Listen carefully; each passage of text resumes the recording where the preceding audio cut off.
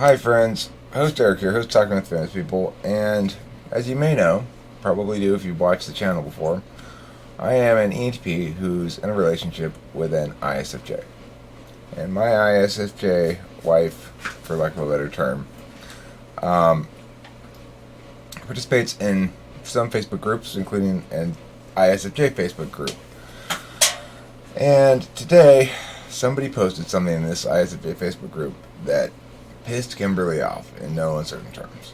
And specifically, the person said that she became an ISFJ later in life in response to having experienced trauma at home. Now, Kimberly took offense to this for a couple of reasons. One, it suggests that ISFJ is some sort of a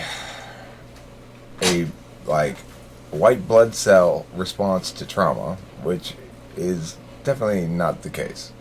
As far as where personality types come from and why people turn out to be one type or another, there do realistically seem to be some correlations with the environment if you just do sort of a casual survey of things, but you can kind of eliminate that possibility pretty easily because of the reality of twins. Twins turn out very different despite being in the same environment. If the environmental cues were determinate as to their type, then that wouldn't be the case. So, nobody's really sure where type comes from. The most sensible sounding explanation I've heard from somebody, I don't remember who, was potentially hormones in the womb. There's no way for me to know that. I'm just throwing that out there as a possibility. I don't know where it comes from. But I do know this. Number one, you don't change types and become a different type later in life. If you think you have done that, you're probably an FI Don or an FI tool user, because only somebody who's not thinking critically about cognitive functions, personality type, and so forth can make that mistake. It's not, and it doesn't mean all FI DOMs are going to make that mistake or all FI tool users are going to make that mistake. It means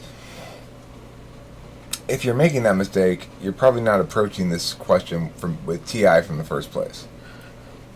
Okay, so the first thing to do, if you're thinking like, I decide what type I am, or I change type, or my type is a unique expression of who I am, and therefore it's my choice, and it's arbitrary, and I get to decide, and whatever else. Well, that's not what cognitive functions, personality type are. That's what crystals and fairy dust is.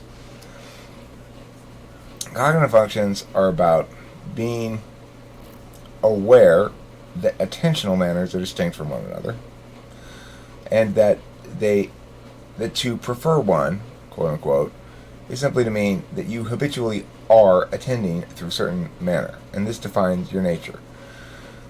The stack, quote unquote, is simply the logical implications of prioritizing one manner of attention most of the time in conjunction with another that works together well with it and naturally.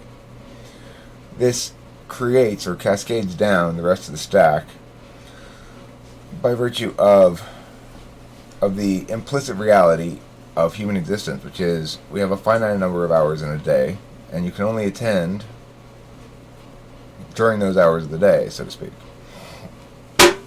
So, what I think is most perhaps interesting from a personal perspective about this, though, is that it shows how ISFJs, number one, are not as peaceable as they're perceived to be, necessarily. There's variation within the type, of course, and in general, I think there's a certain fighty streak to them that goes unnoticed because it's generally probably reserved for family relationships more. But it depends on the ISFJ. The point is, just because somebody's an ISFJ doesn't mean they're not fighty. And Kimberly is not one to back away from a fight. Let's put it that way. However, if you're talking about a verbal battle of some sort, she's not necessarily the most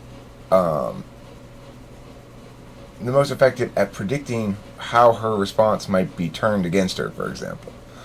So she's with an ENTP who would love to be with a partner who comes to him and says, "Can you help me deal with this?" And in fact, I am with such a partner, and she does do that, and I appreciate that. And it gives me a great deal of satisfaction to say, well, here's a solution, Kimberly.